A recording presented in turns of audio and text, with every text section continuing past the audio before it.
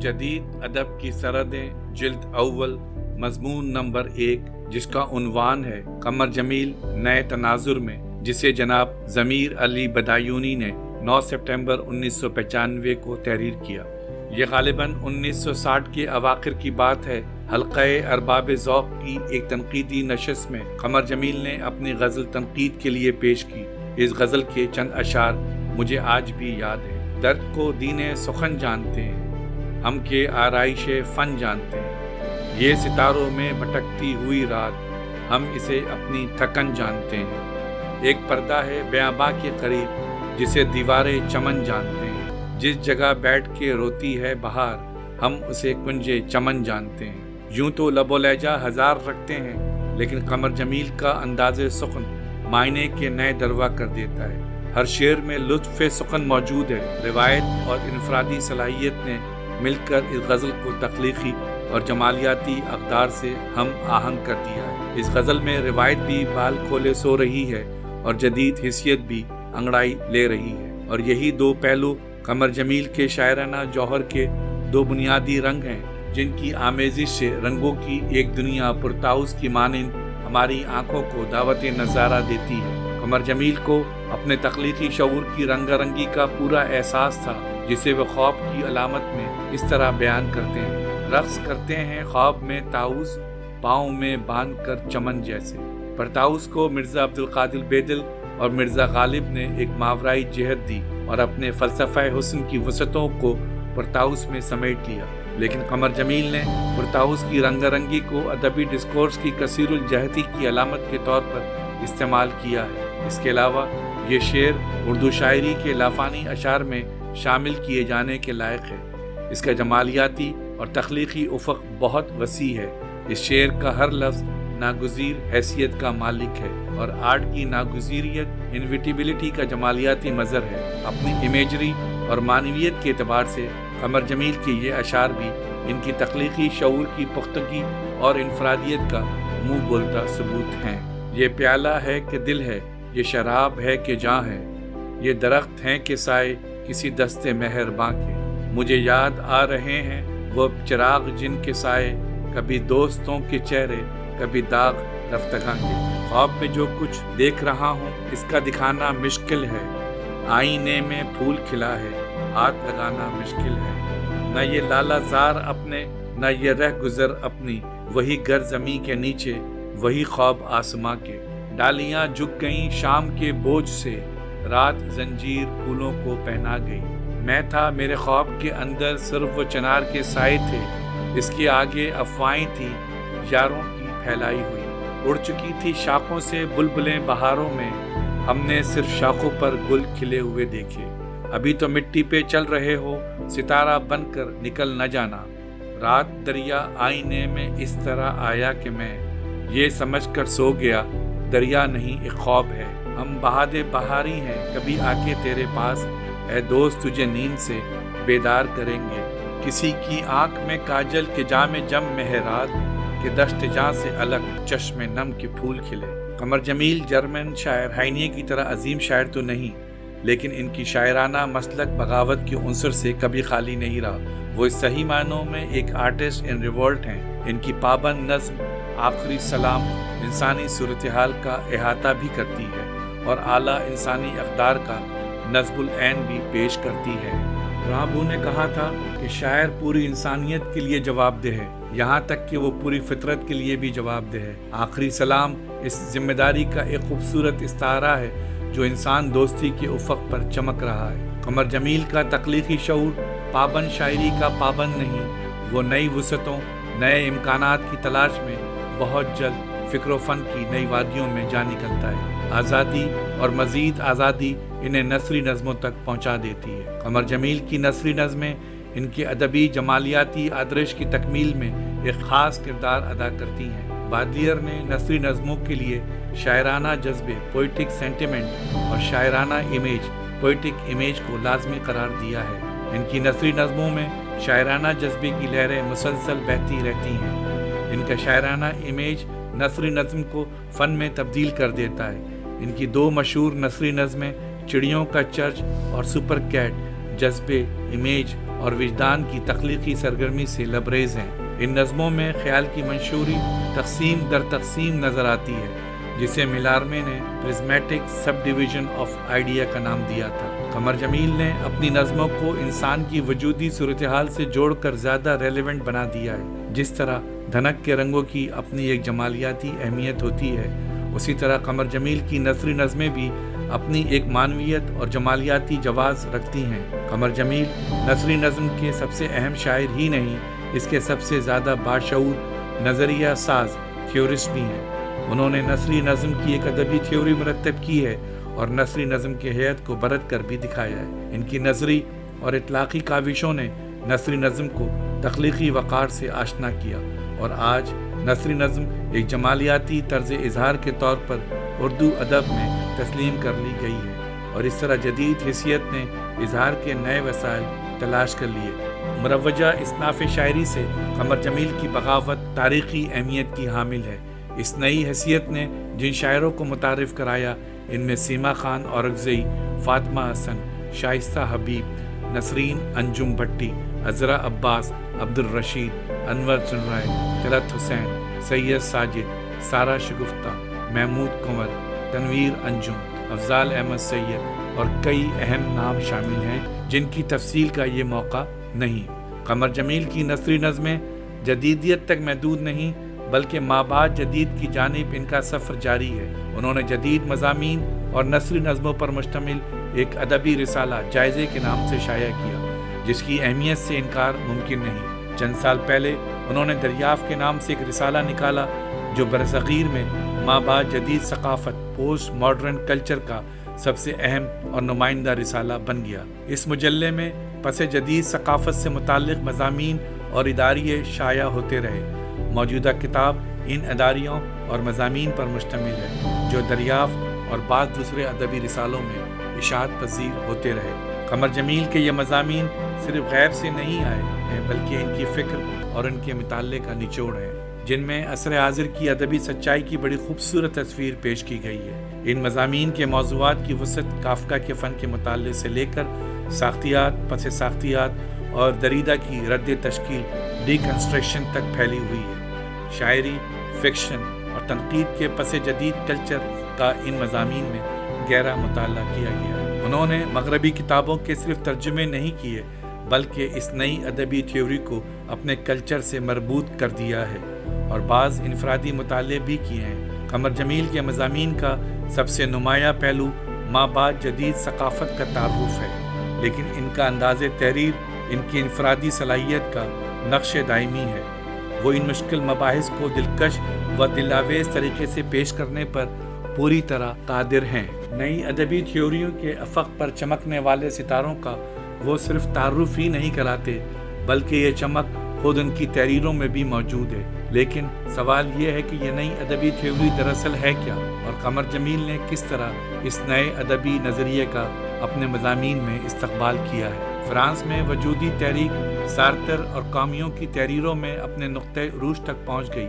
اب لوگ نئی فکر اور تازہ کاری کی ضرورت محسوس کرنے لگے۔ وقت کے کام و دہن نے نئے ذائقوں کا مطالبہ کر دیا۔ تاریخ کے ارتقائی عمل نے حقیقت کے نئے گوشوں کو بے نقاب کرنا شروع کر دیا۔ پرانا ناچ تھم گیا اور نئے رقاص نئے انداز سے نمودار ہو گئے۔ وجودیت کی جگہ ساختیاتی فکر وجود میں آ گئی۔ وجودیوں نے جو نظام فکر دیا تھا، اس میں انسان دوستی کا پہلو اور معنی کی گمشدگی کا تاثر سب سے زیادہ نمایاں تھا۔ ساختیات نے وجودی ترجیحات کو یکسر بدل دیا، فرد غائب ہو گیا اور تاریخ کا شاندار قالین لپیٹ دیا۔ فرد کی مقصودیت کی جگہ لسانی نظام نے اور ماضی میں جھانکنے کی جگہ ایک زمانی نقطۂ نظر نے لے لی۔ وحدت نے کثرت کے لیے جگہ خالی کر دی، معنی کا طلسم التوائی معنی نے توڑ دیا، اور ادبی تخلیق کا سفر دوسری سمت نے شروع ہو گیا۔ یہ دوسری سمت پہلی سمت کی نفی نہیں، بلکہ سفر کے نئے مرحلے کی نشاندہی کرتی ہے۔ ساختیاتی فکر کی ابتدا تو فرانس میں ہوئی، لیکن اس نے اپنے ارتقائی مراحل برطانیہ اور خاص طور پر امریکہ میں طے کیے۔ برصغیر کے ساحلوں پر یہ لہریں قدرے تاخیر سے پہنچیں، لیکن آج برصغیر پاک و ہند میں ساختیاتی فکر اپنے پورے عروج پر ہے۔ اس سلسلے میں کئی کتابیں منظر عام پر آ چکی ہیں۔ ان میں سب سے اہم اور تاریخ ساز کتاب ڈاکٹر گوپی چند نارنگ کی کتاب ساختیات، پس ساختیات اور مشرقی شعریات ہے۔ اس کتاب میں ساختیاتی نظریہ ادب کے تقریباً تمام پہلو اور اہم اجزاء اردو ادب کے قارئین کے سامنے پیش کر دیے گئے ہیں۔ ڈاکٹر نارنگ بلا شبہ اس نئی ادبی تھیوری کے اردو کے سب سے اہم نقاد اور نظریہ ساز ہیں، جن کا یہ ادبی و تنقیدی کارنامہ انہیں ہمیشہ زندہ رکھنے کے لیے کافی ہے۔ ڈاکٹر نارنگ کی اس اہم تالیف و تصنیف کے بعد قمر جمیل کے مضامین کا یہ مجموعہ اپنی اہمیت کے اعتبار سے منفرد ہے۔ قمر جمیل کے یہ مضامین برصغیر میں ساختیاتی نظریہ ادب کی ترویج و اشاعت میں ایک اہم کردار ادا کرتے ہیں۔ یہ مضامین تخلیقی ادب کی ماہیت کو سمجھنے میں ہماری رہنمائی کرتے ہیں اور اردو کے تنقیدی ادب میں نئے ادبی نظریے کی صورت گری میں ہمیں چند قدم آگے بڑھاتے ہیں، جس طرح میرا جی کے مضامین نے ہمیں چند قدم آگے بڑھایا تھا۔ قمر جمیل کی نثری قوت صرف لاشعور سے ماخوذ نہیں، انہوں نے شعور کی تجزیاتی قوت سے بھی استفادہ کیا ہے۔ وہ ایک ایسے نثر نگار ہیں جو اپنے قاری کو پوسٹ ماڈرن کلچر کی دہلیز تک پہنچانے میں کامیاب ہو جاتے ہیں۔ آگے سفر کرنے کی ان کی اپنی کوئی ذمہ داری نہیں، باقی مرحلے قاری کو خود طے کرنے ہوتے ہیں۔ قمر جمیل کی تحریریں قاری میں ذوق سفر پیدا کرنے میں کامیاب ہو جاتی ہیں۔ کار تذکیر تو ہر قاری کی اپنی انفرادی ذمہ داری ہے۔ یوں تو اس مجموعے میں سارے مضامین ہی ادبی اہمیت کے حامل ہیں، جو اپنے موضوع اور اسلوب کے اعتبار سے صف اول کے مضامین میں ہیں اور ہمارے سامنے فکر و نظر کے نئے دریچے کھول دیتے ہیں، جن کی تفصیلات میں جانے کا یہ موقع نہیں، لیکن ان کا مضمون رسالہ در مغفرت استعارہ پس جدید ثقافت کا نمائندہ مضمون ہے۔ یہ مضمون قمر جمیل نے اس لیے لکھا کہ صرف قمر جمیل ہی ایسا فکر انگیز، دلکش اور تاریخی مضمون لکھ سکتے تھے۔ یہ مضمون جدید ادب کی آخری سرحدوں سے اپنا آغاز سفر کرتا ہے اور مابعد جدید ثقافت کا مرحلہ بڑی خوش اسلوبی سے طے کرتا ہے۔ مستانہ طے کروں ہوں رہ وادی خیال، تا بازگشت سے نہ رہے مدا مجھے۔ قمر جمیل کے یہاں بازگشت بھی ہے اور پیش رفت بھی۔ وہ تاریخی شعور، شعری روایت کے اہمیت کے ساتھ ساتھ مستقبل کے بھی ادا شناس ہیں۔ استعارے کے متعلق لکھتے ہیں، مولانا حالی استعارے کو بلاغت کا ایک رکن اعظم سمجھتے ہیں اور سمجھتے ہیں کہ استعارہ، تمثیل اور کنایہ شاعری میں جان ڈالنے والی چیزیں ہیں، لیکن اچھے شاعر کو حالی کی یہ نصیحت کبھی نہیں بھولنی چاہیے کہ استعارہ بعید الفہم نہیں ہونا چاہیے۔ ارسطو کے قول کے مطابق استعارہ کسی سے سیکھ کر نہیں لکھا جا سکتا، اور یہ کہ استعارہ جینیس کی علامت ہے۔ استعارہ مر بھی جاتا ہے۔ عسکری صاحب کے خیال کے مطابق مولانا حالی وغیرہ استعارے سے خوف زدہ تھے۔ استعارے کے سلسلے میں ارسطو نے جس ادراک اور جس وجدان کا ذکر کیا ہے، اس کو بہت شدت اور تفصیل کے ساتھ ہمارے عہد میں کروچے نے بیان کیا۔ آرٹ کا بنیادی تعلق وجدان سے ہوتا ہے، یعنی استعارہ وجدان سے جنم لیتا ہے۔ آگے چل کر قمر جمیل کہتے ہیں، استعارے تکرار سے مر جاتے ہیں، محاورے بن جاتے ہیں، اور ہر زبان میں ان مردہ استعاروں کی بہتات ہوتی ہے۔ سوال یہ ہے کہ آخر استعارے تکرار سے مر کیوں جاتے ہیں؟ اس کی بنیادی وجہ یہ ہے کہ شاعری اور فکر دونوں تازگی چاہتے ہیں، اور تکرار سے یہ تازگی باقی نہیں رہتی۔ پرانے الفاظ اور استعارے اپنی حقیقی نمائی کی خاصیت کو بیٹھتے، حالی تکرار اور مبالغہ دونوں کو غیر فطری سمجھتے ہیں، یعنی استعارے کی موت کا سبب فطرت سے تجاوز ہے۔ قمر جمیل حالی کے اس تجزیے سے مطمئن نہیں، بلکہ صاف طور سے کہتے ہیں، حالی کا شاعری کے سلسلے میں تصور فطرت میل نظر ہے۔ استعارہ غیر فطری کیسے ہو سکتا ہے؟ استعارے کی خوبصورتی ہم پر اپنے شعری وجدان ہی سے کھلتی ہے۔ اب قمر جمیل استعارے کے زوال کے اسباب ساختیاتی مفکرین کی تحریروں میں تلاش کرتے ہیں، جو ان کے نزدیک استعارے کی موت کا بہتر ادراک رکھتے ہیں۔ ان کی پس ساختیاتی قرت کا خلاصہ یہ ہے۔ ژاک دریدا یہ سوال اٹھاتا ہے کہ کیا فلسفے کے متن میں بھی استعارہ موجود ہوتا ہے؟ کیا فلسفے میں استعارے کی حیثیت بنیادی ایسنشل ہے یا اتفاقی؟ دریدا کہتا ہے کہ ابتدائی معنی حسی اور مادی ہوتے ہیں، لیکن یہ بنیادی طور پر استعارہ نہیں ہوتے۔ یہ استعارہ بن جاتے ہیں اس وقت جب یہ فلسفیانہ مباحث میں مروج ہو جاتے ہیں، پھر لوگ بھول جاتے ہیں کہ یہ استعارہ ہیں اور انہیں لغوی معنوں میں استعمال کرنے لگتے ہیں۔ استعارہ بنانے کا یہی عمل فلسفہ ہے۔ قمر جمیل کے طرز نگارش کی سب سے بڑی خوبی یہ ہے کہ وہ بوجھل اور دقیق فلسفیانہ مسائل کو ایسی عام فہم زبان میں بیان کرتے ہیں کہ قرأت کا عمل کہیں رکتا نہیں۔ ان کی تحریروں میں غیر ضروری مزاحمت نہیں پائی جاتی۔ اس کی وجہ غالباً یہ ہے کہ وہ جس موضوع پر قلم اٹھاتے ہیں پوری تیاری کے ساتھ اٹھاتے ہیں، اور اسی لیے اس کے ادراک و اظہار پر قادر ہو جاتے ہیں۔ وہ سمجھنے اور سمجھانے دونوں کے قائل ہیں۔ نثر میں بھی ان کا اسلوب شاعرانہ ہوتا ہے، ان کی نثر میں بھی تخیل کی فراوانی محسوس ہوتی ہے۔ اس طرح قرأت کا کٹن مرحلہ آسان ہو جاتا ہے۔ قمر جمیل کا ادبی رسالہ دریافت پس جدید ثقافت کو متعارف کرانے میں ایک اہم اور تاریخی کردار ادا کر چکا ہے۔ قمر جمیل کی تحریروں کی یہ خوبی کچھ کم نہیں کہ ایک طرف تو وہ ماضی کا پورا شعور رکھتے ہیں اور دوسری طرف مستقبل کا دروازہ کھلا رکھتے ہیں، اور لطف یہ ہے کہ یہ سب کچھ حال کی بساط پر ہوتا ہے، یعنی ان کی تحریریں یک زمانی کردار کی حامل ہوتی ہیں۔ ان کی شاعری اور نثر دونوں میں باقی رہنے کا امکان پایا جاتا ہے۔ وہ بیک وقت شعور و لاشعور اور عقل و وجدان کے دروازوں پر دستک دیتے ہیں۔ ان کی تحریروں میں زمانی کردار موجود ہے، لیکن ان کی منزل لازمانی ہے۔ قمر جمیل کو اظہار اور حیث سے عشق ہے۔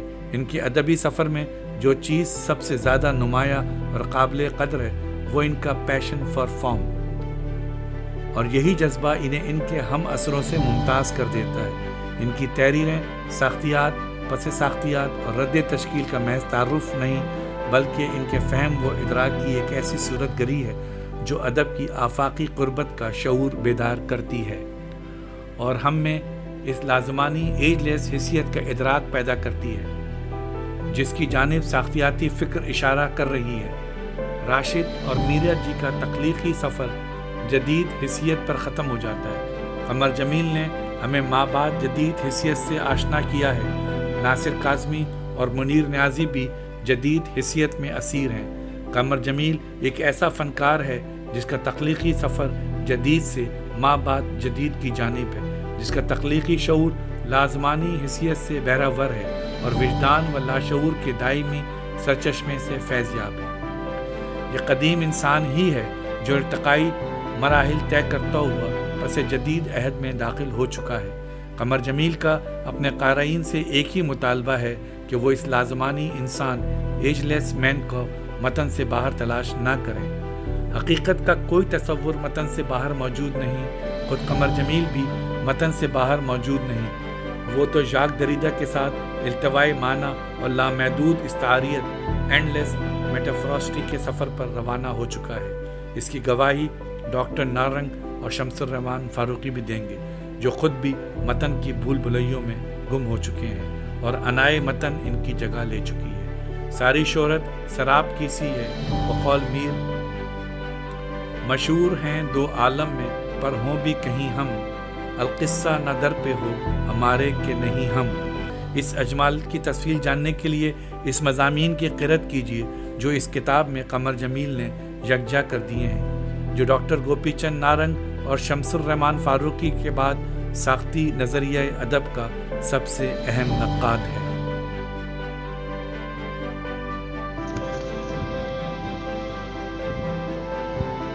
ہمارے چینل کو سبسکرائب نہیں کیا تو سبسکرائب کریں اور بیل آئیکن کو لازمی دبائیں تاکہ ہماری نئی ویڈیو آپ تک پہنچ سکے۔